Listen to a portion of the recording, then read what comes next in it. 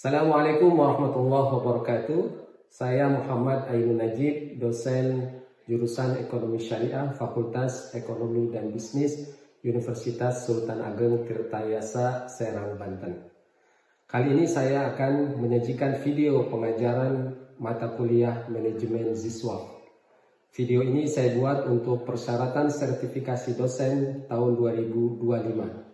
Yaitu pernyataan diri dosen dalam unit kerja Tridharma Perguruan Tinggi, PDD UKTPT bidang pengajaran.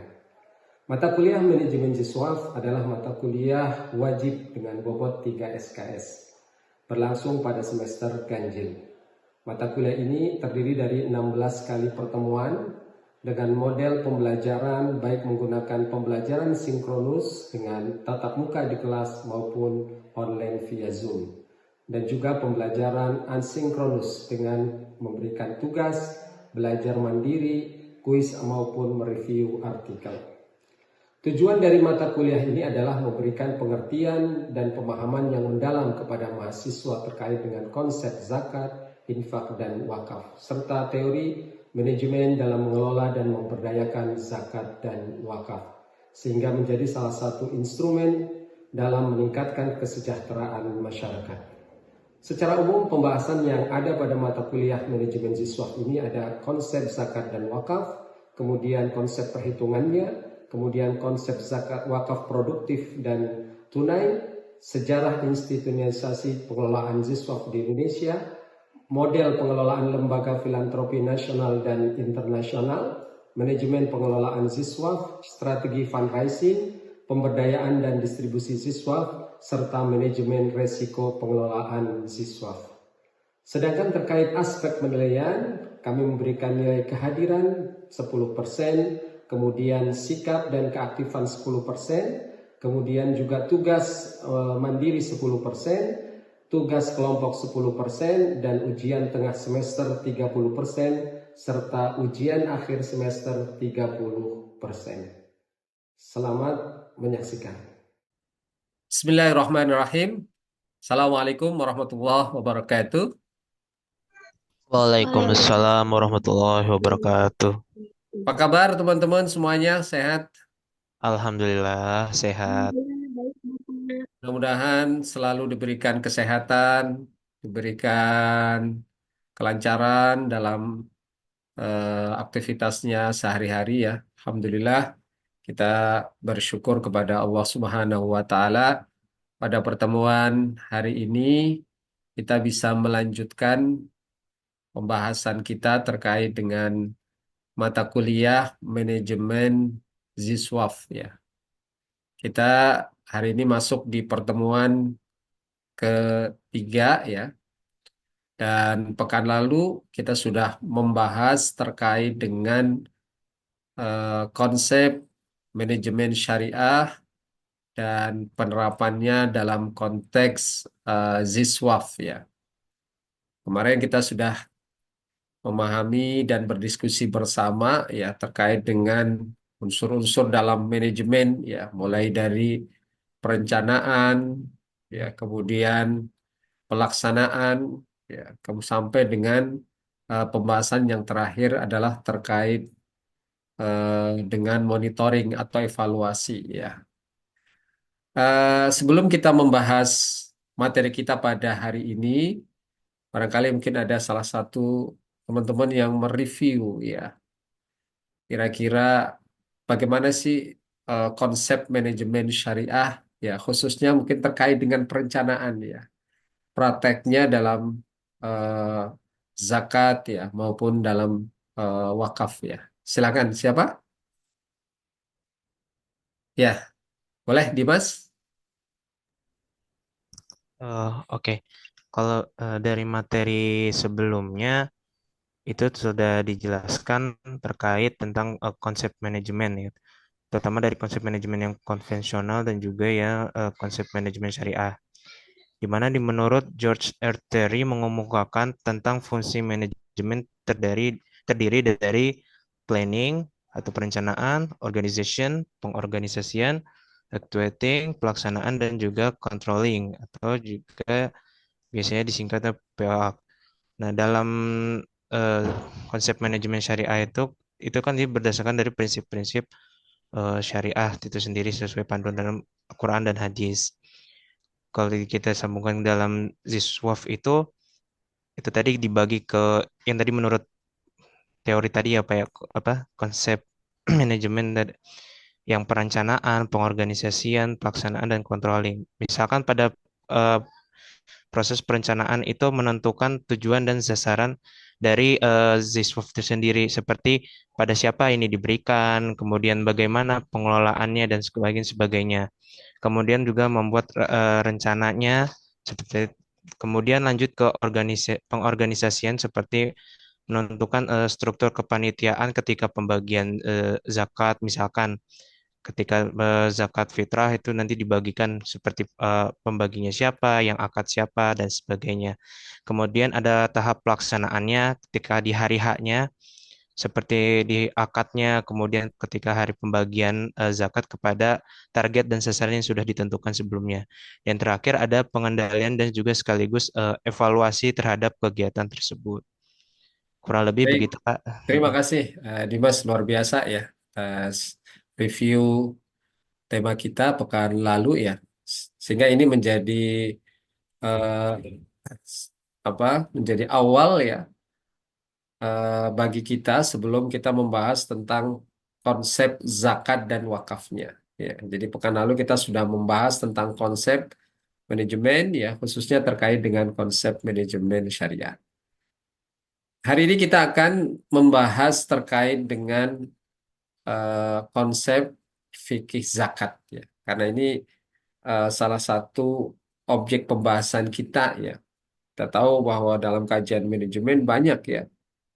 Manajemen syariah bisa di dunia perbankan ya ataupun di lembaga bisnis dan lain sebagainya. Nah, untuk materi ini kita akan fokus di dalam pembahasan terkait dengan fikih zakat. Mungkin teman-teman sudah pernah mendengar ya istilah zakat. Ya, ada yang pernah mendengar istilah zakat atau ketika ditanya zakat itu yang terbesit dalam pikiran apa? Silakan. Memberi uang, Pak. Ya, memberi uang ya bisa juga ya Dimas. Aida mungkin? Aida? Menurut saya, Bapak, zakat itu seperti mensucikan harta yang kita miliki. Ya, betul. Jadi kalau kita pahami ya makna zakat ya secara bahasa dan secara istilah. Ya. Jadi kita bisa memahami zakat dalam konteks bahasa dan dalam konteks istilah. Zakat kita tahu bahwa zakat ini adalah kata dari serapan bahasa Arab ya. Jadi asal katanya itu adalah zaka. Ya. Nah ini bisa punya makna banyak ya. Di antaranya adalah pertama zakat ini disebut dengan al-barokah, ya berkah. Kenapa zakat diartikan sebagai al-barokah? Karena orang yang membayar zakat akan mendapatkan keberkahan yang luar biasa. Keberkahan itu artinya dia mendapatkan sesuatu yang di luar dari di luar dari kebiasaan. Ya, bagi sebagian orang misalnya punya pendapatan sekarang 3 juta itu tidak cukup. Ya, tapi dengan keberkahan harta itu bisa jadi uang 3 juta dia bisa mencukupi untuk kebutuhan keluarga. Ini disebut dengan al-barokah. Kemudian juga zakat ini bisa kita pahami an-nama, ya, berkembang. Ya, jadi orang yang berzakat itu sesungguhnya tidak mengurangi aset yang dia miliki, tidak mengurangi hartanya. Ya, kita kan kalau dalam teori ekonomi biasanya ketika teori konsumsi ya mengeluarkan sesuatu kan berarti mengurangi. Ya. Nah ini berbeda dengan ketika kita mengeluarkan zakat. Justru dia akan berkembang. Nah kemudian juga zakat ini artinya toharoh, suci. Ya tadi sebagaimana yang disampaikan oleh Aida ya bahwa zakat ini adalah membersihkan. Karena sesungguhnya orang yang membayar zakat itu adalah mensucikan. Ya, mensucikan hartanya, mensucikan hatinya, ya kan? Kemudian juga mensucikan jiwanya, ya. Ini artinya tohar. Nah, kemudian zakat juga bisa kita pahami pujian, al-madh. Karena sesungguhnya orang yang membayar zakat itu akan mendapatkan apresiasi, ya, pujian. Tentu pujiannya bukan dari manusia, tetapi yang lebih penting adalah pujiannya dari Allah Subhanahu wa Ta'ala. Ya, ini makna zakat secara bahasa. Baik, mungkin ada yang bisa menyimpulkan, teman-teman.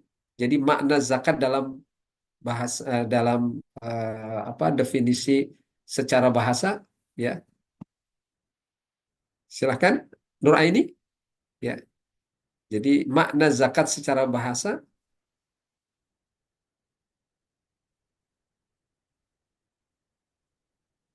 yang pertama adalah keberkahan, ya, al-barakah. Kemudian yang kedua, siapa ya? Siapa lagi? Boleh? Yang lain? Berkembang, Pak. Berkembang, ya, atau an-nama. Kemudian yang ketiga, Suci. suci, ya, taharah. Yang keempat, pujian. Ya. Untuk memahami konsep zakat secara utuh, ya perlu kita pahami dalam konteks istilah, ya, dalam konteks istilah fikih, ya, supaya kita betul-betul pemahamannya utuh. Nah, para ulama, ya, memiliki pandangan, ya, pendapat terkait dengan konsep zakat. Ya, ulama Hanafiyah punya pandangan sendiri, ulama Malikiyah punya pandangan sendiri, ulama Syafi'iyah punya pandangan sendiri. Silakan nanti teman-teman yang ingin memperdalam setiap mazhab pandangannya nanti bisa eh, dibaca di artikel ataupun di PPT yang Bapak buat. Nah, sekarang kita fokus di definisi zakat. Ya, jadi zakat itu apa? Zakat itu adalah nama untuk pengambilan harta tertentu. Ya, jadi tidak semuanya zakat itu harta itu bisa dibayarkan zakatnya, tetapi dia hanya harta-harta tertentu. Ya, harta-harta yang memang lebih dari kebutuhan-kebutuhan pokoknya. Ya, karena bisa jadi orang, ya kan, punya pendapatan tapi hanya cukup untuk keluarganya. Nah, jadi itu tidak masuk dalam kategori harta yang harus dibayarkan zakatnya. Kemudian juga mencapai tertentu, ya, kadar tertentu, ya.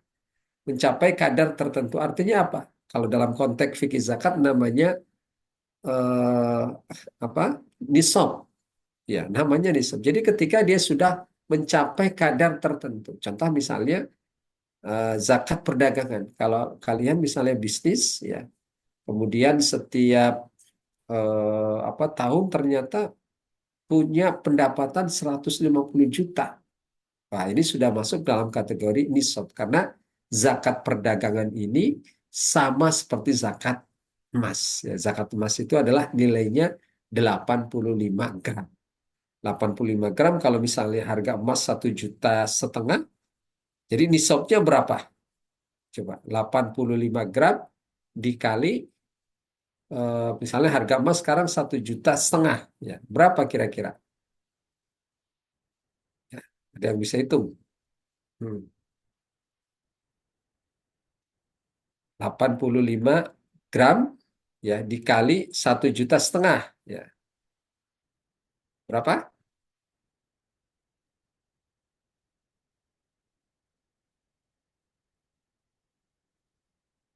Berapa? Berapa Ida? 85 dikali 1,5 juta. Nah,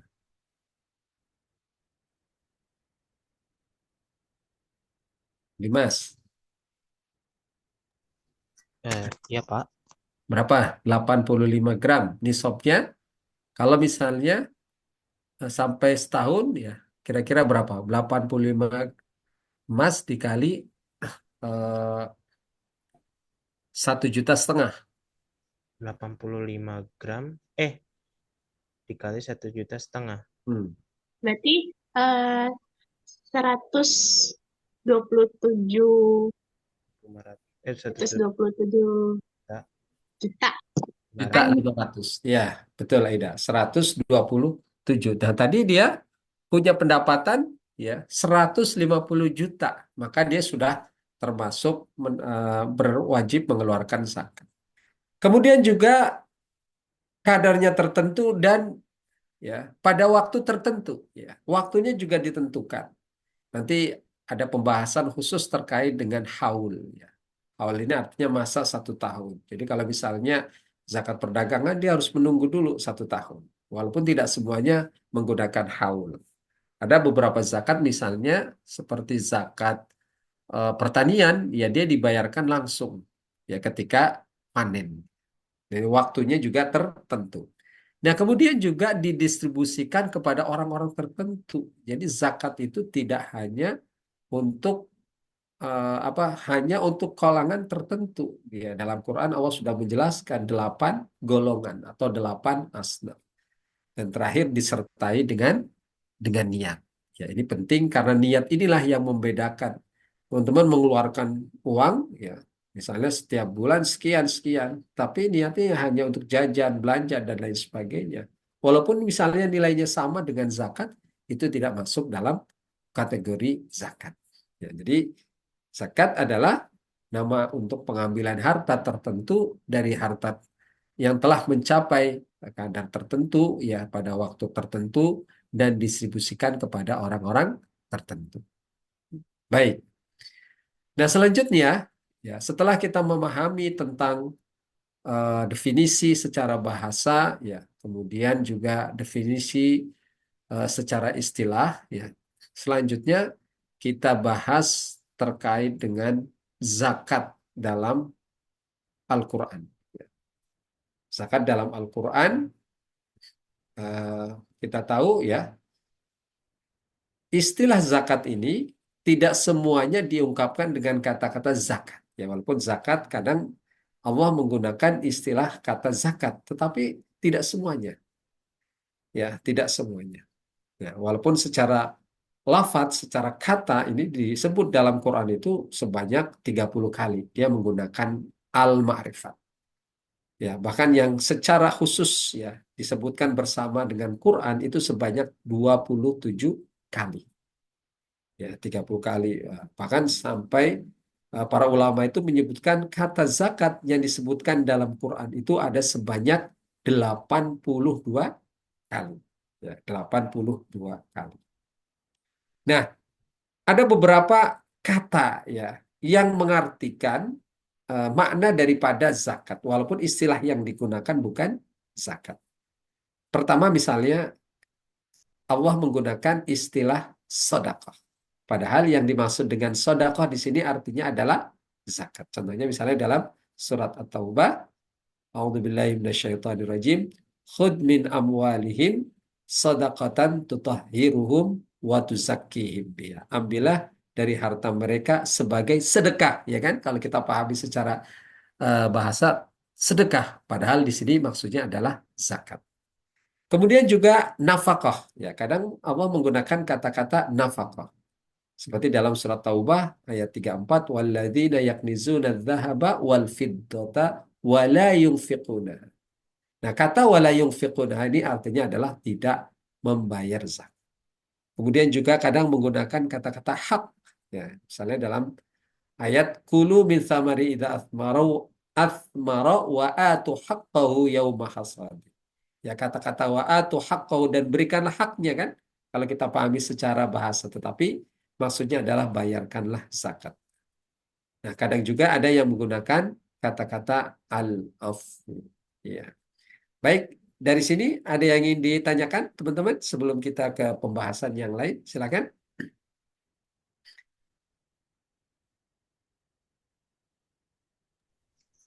Insya Allah masih paham, Pak. Masih Sudah. paham? Ya. Kali kalau ada yang ingin ditanyakan, ya. Ya, Pak, siap. Ya. Hmm. Baik. Selanjutnya terkait dengan pembagian zakat, ya. Pembagian zakat atau ragam zakat. Ya, secara umum zakat ini ada dua ya. Ada zakat fitrah, ya mungkin teman-teman sudah sering mendengar istilah zakat fitrah. Kemudian ada zakat mal. Ya, ini secara umum ya ada zakat fitrah, ada zakat. Bedanya apa? Ada yang tahu nggak teman-teman? Silakan. Sebelum kita bahas lebih dalam, apa bedanya zakat fitrah dengan zakat mal atau zakat harta? Silakan. Zakat fitrah. Ya, zakat fitrah itu apa?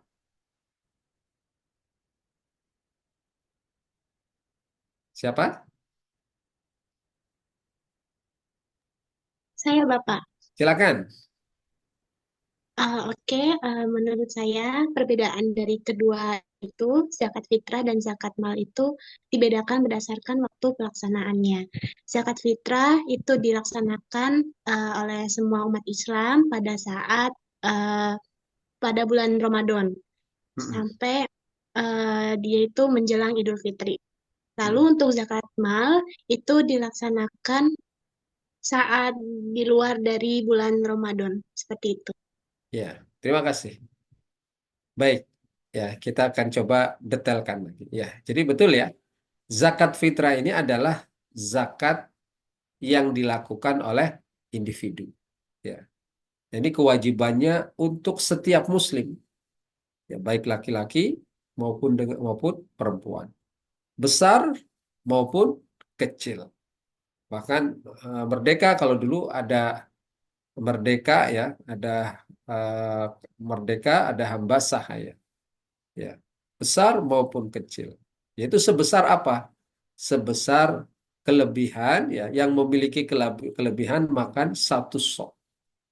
Ya, satu sok itu berapa? Jadi teman-teman bisa lihat ini satu sok, ini gambaran satu sok ini eh, tangan ya, tangan tentu tangannya orang Arab ya, tangannya orang Arab.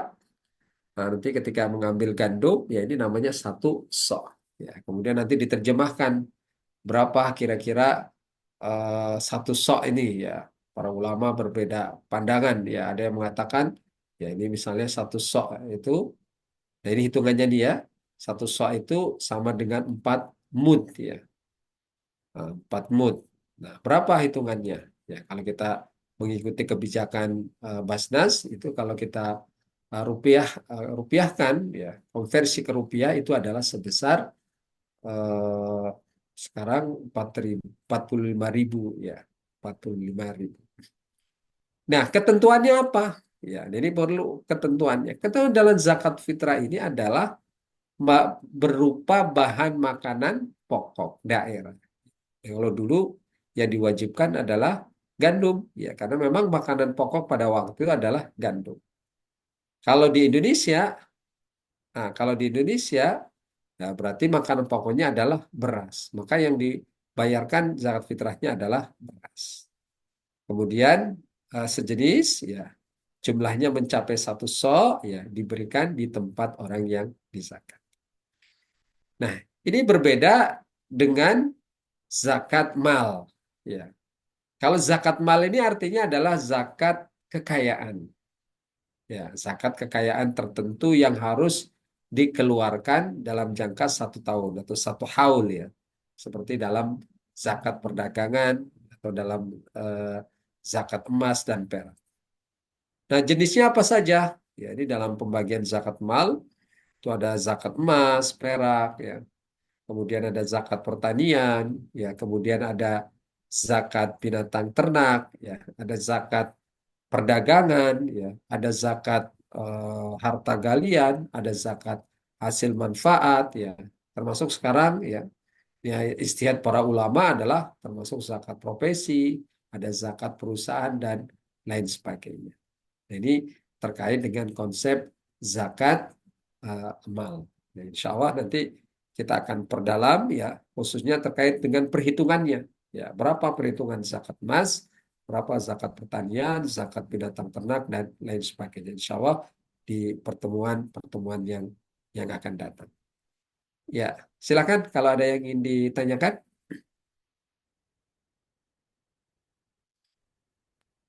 Cukup, Bapak. Baik, kalau semuanya sudah jelas ya? Cukup?